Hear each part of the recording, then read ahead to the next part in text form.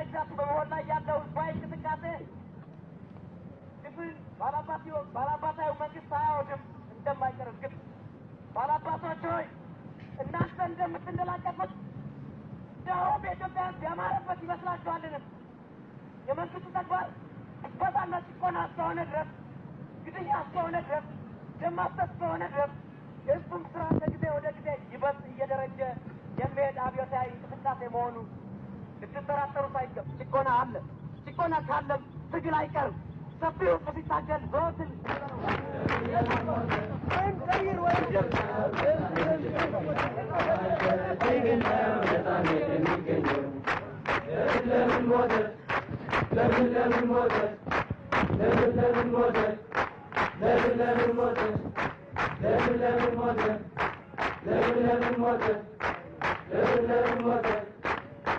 ጉንጭህ ጆሮህን እስኪገፈትረው ድረስ ያላመጥከው የኢትዮጵያ ሀብት ሆድህን ጎስሮታል። በጉሮሮህና በማጅራትህ የተቋጠረው ስብና ግድ ዝቅም ሲል ሽንፊላህን የወጠረው